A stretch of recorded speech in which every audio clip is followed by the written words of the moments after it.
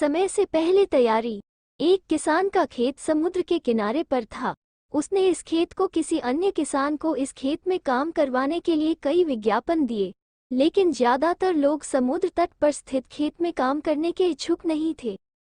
समुद्र के किनारे प्राय भयंकर तूफान उठते रहते थे, जो जान माल और फसलों को नुकसान पहुंचाते थे। उस किसान ने कई लोगों को अपने सहायक के रूप में कार्य करने के लिए आरक्षण तक देना तय किया था, परंतु सभी ने मना कर दिया। अंत में एक बुजुर्ग इस काम के लिए तैयार हो गया। वो बुजुर्ग व्यक्ति व्यवहार में बहुत ही टेढ़ा था।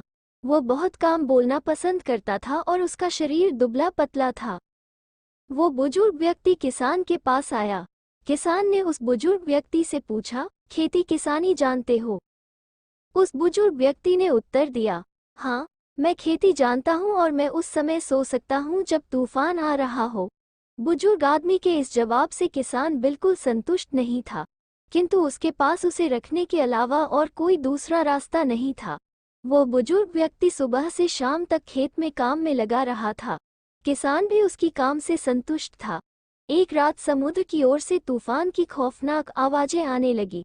किसान काफी डर गया। किसान अपने बिस्तर से बाहर निकला और अपनी लालटेन को जलाया। इसके बाद वो किसान दौड़ते हुए उस बुजुर्ग व्यक्ति के पास पहुंचा। वो किसान बहुत ही नाराज हुआ, ये देखकर कि इतनी तूफान में वो व्यक्ति सो रहा है। उसको झटका देकर किसान ने जगाया और कहा, जल्दी उठो, तूफान आ रहा है। सभी चीजों को बांध लो ताकि तूफान उन्हें उड़ा ना ले जा सके।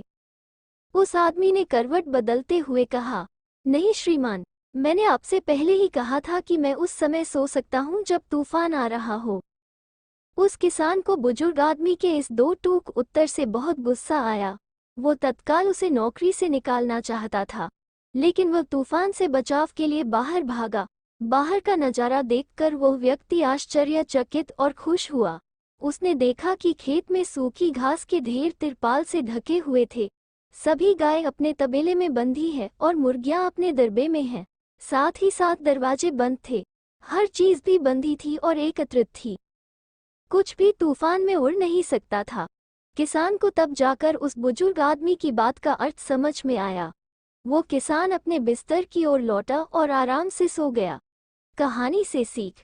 इस कहानी को पढ़ने के बाद हमको ये सीख मिलती है कि हमें अपने काम समय रहते कर लेना चाहिए।